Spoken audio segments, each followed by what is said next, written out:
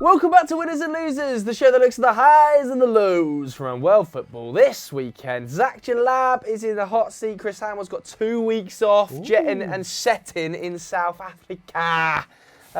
What are we starting with? Well, we're actually nominated for 4 awards in the FBAs. Yes. Go to the link in the description below and please vote for us. We're doing the quadruple. And so are Manchester City. What a link. We move into the talking point, and it's about the FA Cup that happened over the weekend. Man City played Brighton and they beat them 1-0. And to be honest, quite a boring game. City have now reached their 11th FA Cup final and the first since 2013 when they lost to Wigan. Ooh. Now, they've also become the 9th different team to reach both major domestic English Cup finals within the same season. And look, it's fair to say they dominated the game. They had 70% possession, took 13 shots and putting 4 on target. Now, 40% of Brighton's shots came from their centre-back, Shane Duffy, who took 2 of their 5, which basically explains the game in general. Now, City love playing at Wembley. It's essentially their other home. They are unbeaten in their last 6 games at the stadium in all competitions, including when they've played Spurs, winning 5 and drawing 1, conceding just 1 goal in those matches. Not too bad. Now, although Jesus got the winning goal, it was Otamendi who played out of his skin. He made 5 tackles and interceptions and won 13 aerial duels, which is disgusting, but also explains Brighton's tactics of whack it up there. It's probably like Glenn Murray or something. Anyway, Big Glenn. Here's what some of the City players, Kevin De Bruyne and Bernardo Silva, think of the potential of them winning the quadruple. I don't think it's impossible to win every game game by game, but if you see the fixtures always coming up, and I think every game we're going to play now, we're going to be in a disadvantage physically and mentally, because obviously we will play more. I like to believe it's possible. We will try to prove him wrong, the manager. But yeah, of course it's very difficult. No one's done it before. But yeah, we want to try it. The second game of the weekend was Wolves versus Watford, obviously the semi-final, and it was infinitely better, I think it's fair 100%. to say, than the Manchester City game, as Watford came from 2-0 down to win 3-2 in extra time and progress to the final, and it was all down to one man.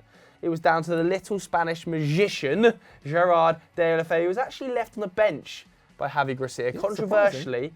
But it did seem like this was a good decision. Obviously, he came on and had a huge impact. His first goal.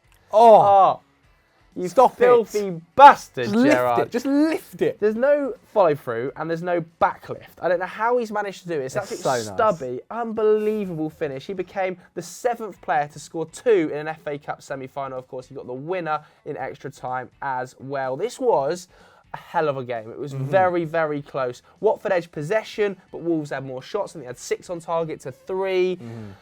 I think Wolves just switched off. You saw afterwards, Nuno Espirito Santo was pretty fuming with his team. And Watford are having an unbelievable season. Fair play to them. I think there are arguments to be made that Javi Gracia is the manager of the year. Sure. I think it was between him and Nuno for me. I think Pep is if Pep wins the quadruple, then he's going to be manager of the season. But equally, he was expected to smash it this season. Watford, a lot of people, including us, I think, had as a potential relegation candidate. They've won 19 games in all competitions. That's their most as a top flight club ever, level with 1986-87 when they got 23. Fair play. FA Cup final, to finish 7th or 8th in the league and possibly qualify for Europe. Especially after they got rid of Silva as well, and all the fans were like, what are you doing? Exactly. To the chairman and everything. I think Javi Gracia, I think he's the first manager to sign a contract extension in the entire Pozzo era. That speaks volumes Which itself. sums up how well he's done. Is arguably my manager of the season. Let's hear what he had to say and the rest of his team after that massive win against Wolves. Always there is a new moment you enjoy, like it was the best, but you never know. I enjoy every moment. I don't need to achieve something special or to get the best results to enjoy my job and to enjoy with these players. I enjoy with my players and with these amazing supporters every day. We move on to our winners now, but if you guys want to be our winners, all you have to do is click the subscribe button down below and the notification bell, and you'll get buzzed every time we do a video. Now that is what we call a segue, isn't it, Joe Thomlinson? Oh, mate, you are the king of the links today. Thank you very much. But our first winner comes from @Keith12 Singh, and they have suggested Liverpool. Why, Joe? Yeah, well, Liverpool kept the pressure up on Manchester City, didn't they? Beating Southampton 3-1, coming from behind at St Mary's to go top of the table. The Saints started the match without scoring in 454 minutes against Liverpool. They do not like playing the Reds, but they actually started really well. Shane Long popping up. Would Great. you believe it? Where's he been hiding? Honestly, I don't want to be too harsh and say the worst striker in the league, but does struggle for goals. This is just his second goal in the league this He could have season. had a hattie on that game, I'll be honest. Oh, mate, the he chance. missed so many. The chance at 1-0 is so big that he misses to make it 2-0. Obviously, Oh. Hasselhüttl coming out afterwards and saying, we really needed that one. He becomes, though, in the process, the fourth Irishman to score 50 Premier League goals. Fair play to him, fair play to him. Wow, what a statistic. It has taken him 4,000 games, though. Either way, his strike ended up being Southampton's only shot on target over the course of good 90 minutes. God. Probably not good enough to win it, despite the fact that they have been experiencing something of an uplift under Ralph Hasenhüttl. Naby Keita, though, talking of uplifts, got his first goal for Liverpool. Been a long time coming, because Liverpool fans, I think, have been left slightly frustrated maybe that he hasn't played more. I mean, for he's Jurgen had a Klopp. few knocks. He's had a few injuries, He he's hasn't had been able back to get into problems. the sides, but I do understand, especially when we specifically hyped him up so much. But I still think he's going to come good. Yeah, he will eventually. And, you know, it has kind of coincided with Gini Wijnaldum having the season of his life, arguably. Anyway, on the other end, we have Mo Salah finally scoring after an 8-game Premier League drought. I think that was his 50th Premier League goal in just 69 games. I think that's quicker than Fowler. I think that's quicker than Fernando Torres. I mean, it's not bad at all. That's very good. Unbelievable, That's so 50 good. in 69. Henderson obviously wrapping up the victory. Liverpool have now won 16 points from losing positions this season. That is championship form, and I hate it. I mean, more decisions going their way. Yeah, Mo Less said Salah about was that, offside. though. Mo We Salah won't, was we won't offside. talk about it. We won't talk about it. That being Bitter, said, salty. they did deserve the 3 points. Klopp's side had 67% possession, had 17 shots, and had an XG of around 2. Now, despite not getting on the score sheet, Firmino was arguably Liverpool's best player on the night. He had 5 shots, made 3 key passes, took 2 tackles, and completed 4 dribbles, a match high. In terms of the title race, though, Klopp has his biggest test for the rest of the season on Sunday at home against my beloved Chelsea. You better turn up. I need another Denver Bar moment. No. We will. I'm going to say it now. Oh, fuck's sake. We're going to beat Liverpool on Sunday. Why did you say that? I'm saying it. You just jinxed it. I've not jinxed it. I said it when we beat them in the Carabao Cup, and Hazard did a madness, and I was right then, and I'm going to be right on Sunday. Do you know what? I need to see another moment where, like, you remember when Jose was running down the touchline, just going, shh. This time, Sarri. I need spitting out his cigarette buds at Klopp. I would love that, you know. Sarri just. Or that one, easy. little flick. Yeah. Let's hope. City, though, still have to play Spurs and United, and it could go down to the wire. But what do you guys think at home? Who is going to win the Premier League? Vote in the poll above Tomlinson's head. Moving on then, and I'm absolutely delighted with this one being our first loser. It's Arsenal. It was sent in by Big Meech, 2167. I love it when Arsenal lose. They're doing so well, and finally, they're back where they belong, at least for now. Arsenal missed out on the chance to go third in the Premier League table, losing to Everton 1-0. Their first loss in 7 games since losing to City. Not too bad, fair play to them. Arsenal did have the lion's share of possession, but only managed 7 shots in total to Everton's 23. 23 shots. Mental. The Gunners also managed only 2 shots on target, whilst Everton managed 6. It's worth noting as well, Gylfi Sigurdsson alone in this match took 7 shots. Yeah, he definitely should have scored. The exact same as Arsenal took all game. Mental. How he didn't score in this game boggled the mind. The amount of chances that rolled back to him on the edge of the box that he fluffed or skied. Oh. It's mental. Anyway, although Jagielka grabbed the headlines by scoring the winning goal and becoming the second oldest player to score in the Premier League, it was Idrissa Gueye who put the work in. The midfielder made 6 tackles and interceptions, won 3 aerial duels and made 2 key passes, the second most on the pitch from centre defensive midfield. Not Yeah. bad. He's an animal. I mean, PSG were interested, but he's 29 now. Yeah, So that's it. I think last summer and the winter window was probably Yeah. his last chance to get a major move. Unfortunately. But anyway, Dominic Calvert-Lewin was also on great form. He won 17 aerial duels, the most in the match, made 24 sprints, the most in the match, and took 2 shots on the night. Fair play to him. I actually think he's only 22. Slowly but surely, he's starting to get there. He's understanding the Premier League more and more. I mean, the same with... He joined. I mean, he started very young, same with Tom Davies. He's only 19 as well now. He featured in the game, coming on as a substitute. Yeah. Slowly but surely, I think he's going to turn into I'm not going to say a star, but a decent Premier League... A Troy Deeney. Yeah, he definitely needs to work on his finishing, but he is a handful. Like, he dominated Socrates and Mustafi in this game, and his runs off the ball are clinically underrated. It's kind of a Jesse Lingard syndrome where people just don't appreciate the work he does away from the game. And I have to say, I thought Arsenal's back four were awful. I mean, Again, that's been said a few times this season. I mean, if they do miss out on the top 4 this season, they only have that defence to blame. Mustafi, not good enough. Monreal, struggling But massively. The weird things here is I do feel bad because I think Rob Holding was fantastic before he got injured. Mustafi's a weird one. Mustafi has the qualities to be a great defender, but it's just...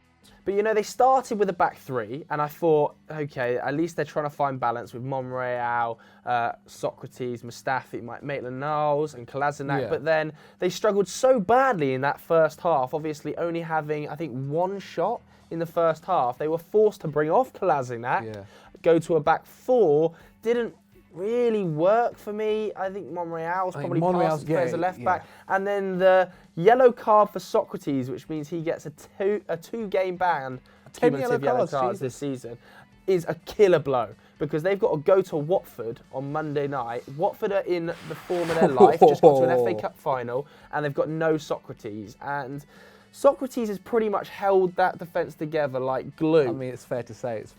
And it's going to be Mustafi at the back, who we know is calamitous at the best of times Who's gonna against Troy partner? Deeney. So I would be licking my lips if I was a Watford fan because their away form, Arsenal, is embarrassing. Absolutely embarrassing. They're the only side in England's top 4 tiers, along with Ipswich Town, to have not kept a clean sheet away from home this season. That is absolutely unacceptable. You can see why Unai Emery was not happy with his defence after the game. And as bad as the defence were, they weren't all that going forward, especially not in the first half. I think, like I said earlier, they had 1 shot in the first half. Lacazette, who historically has a good record against Everton, I think he's got 2 in 2 against the Toffees, really struggled. He only had 1 shot all day and had the fewest touches on the pitch. And he got himself into some really nice areas before basically either falling over or passing when he should have shot for me. I also didn't think the midfield had much balance to it. Obviously, Xhaka was injured, so Emery was forced to play a midfield 2 of Guendouzi and El Neni. I mean, you El Neni say was hooked. forced, but he put Ramsey on the bench. He brought Ramsey on. Yeah, but he can't start Ramsey because he knows he's leaving at the end of the season, so he's using him as an impact El player. Neni is an embarrassment. Yeah, obviously only made 1 key pass between them. It didn't really work, and now the race for the top 4 is firmly on, isn't it? I think 3 points between 6th and 3rd. I mean, good God. Bloody exciting, especially if Arsenal lose to Watford on Monday. That's And them out then. I mean, if West Ham get a result against Chelsea tonight, it blows it wide open. Please, West Ham, please do over Chelsea. Either way, Arsenal's defence all over the shop, and they are rightfully in our losers. We move on to our second and last winner, which is Burnley, and this one comes from @HarrisBeckick. Joe, why are they our winners? Yeah, I think they probably guaranteed a stay in the Premier League with what was a massive away win, 3-1 at Bournemouth on the weekend. They're now 8 points clear of Cardiff in the drop zone, although Cardiff do have a game in hand on them. Ashley Barnes actually scored at both ends in this game. Obviously opened the scoring with an own goal before Wood and Westwood put Burnley ahead at half-time. Barnes then stepped up later in the game to win it for them. 3-1. It was pretty much a typical Burnley performance. You know, a smash and grab. They had just 40% possession, completed less than 70% of their passes. Grim. A lot of long ball football. But for once, you know, when we analyse Sean Dyche's teams, generally they perform horrifically on expected goals. They don't create many chances, but in this one they did, and that's partly down to Bournemouth having a shocking backline, but also partly down to Burnley playing quite well. You know, 2 expected goals to Bournemouth's 1.2. Worthy of a win, and after the game, obviously, Eddie Howe was not a happy bunny. Check out this interview. I don't know how many times I've got to say we are not safe. And I don't consider myself safe and on our holidays, and the players absolutely the same. You can not take liberties in this game. This game is a way of coming back and biting you when you become complacent. We haven't, I can honestly say to everybody, we haven't done that. And we won't do that. Yes, the scoreline was actually probably more reflective on how Bournemouth played, if anything. Begovic, who only just regained his starting position, misjudged the delivery from a corner for the opener, as well as dropped a cross for Barnes' finish later on. These 2 mistakes mean the Bosnian now has made 5 this season, which have resulted to goals, the most in the league. 1 more than Jordan Pickford and 2 more than Leno, Dubravka and Alisson. And the second goal was thanks to a miscued clearance from January signing Chris Mepham. That's now 2 wins in a row for Burnley. However, they could well mathematically seal their safety if they defeat Cardiff on the weekend, whilst Bournemouth travel along the south coast to relegation candidates, Brighton. I mean, should we just move on to the last loser? Bit of a boring game.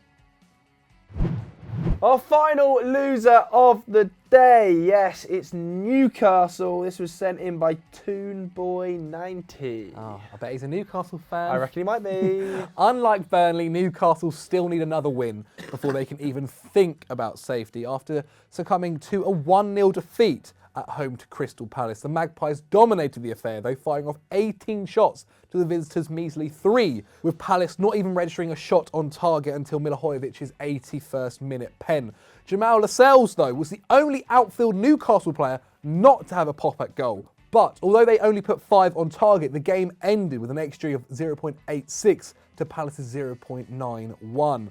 Palace actually become the first side to register a win after having as little as 3 shots in the Prem this season. Meanwhile, the loss brought an end to a 5-game winning run at home for Rafa Benitez's men.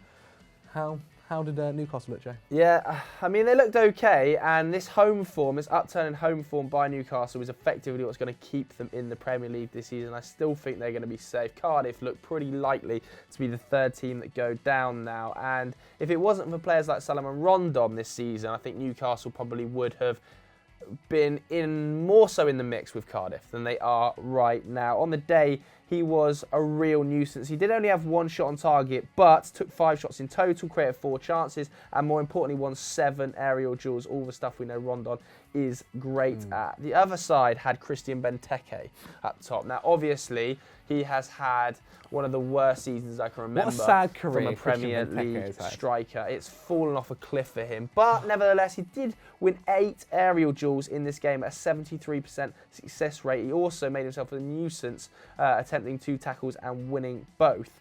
But the man of the match for Palace has to go to the goalkeeper, doesn't it? Like you said, 23 efforts Newcastle had, and Gaeta made 5 saves on the day.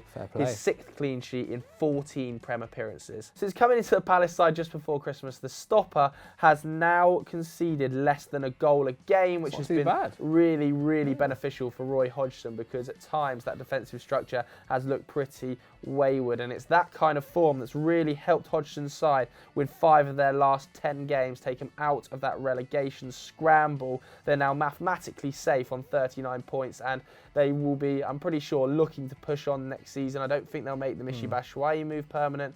He hasn't really had the impact He's been for. okay. I mean, he scored on his debut, I think, or assisted or something. I think they've been slightly fortunate, Palace. Yeah. They've got a lot of penalties. Milivojevic has been deadly from the spot. So they need more goals from forward positions than just Wilfried Zaha. Yeah. Benteke's not providing it. Michy Batshuayi's not providing Townsend's it. kind of dropped off a little bit. I think they'll go and try and find a striker in the summer. Obviously, Max Meyer, the more attacking midfielder, didn't really work out. But for Newcastle, they are just 7 points clear of 18th place Cardiff, who also have a game in hand. So Cardiff can go to within 4 points of them if they win their game in hand. So it's not over for the Toon just yet. I still think they're going to be safe.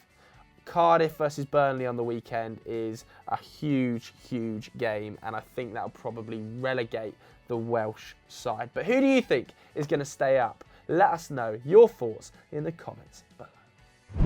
So that's it for this week's episode of Winners and Losers. Please do click the link in the description below to vote for Football Daily and Euro Football Daily in the FBAs. Jalab, what else is happening on Euro Football Daily today? Well, the fans can head over to Euro Football Daily in an hour and check out ERU, where we talk about European football, or head over to FDFC and watch me be trained by Harry Kane and Marcus Rashford's striker coach. There are some finishes in there which are particularly spicy. There is one really good finish. I mean, most of the video is just you blowing out your arse with a cramped stitch. It wasn't that. It was very tiring. I don't know how they do it. That's why they're a pro, and I sit here and berate them. Bye.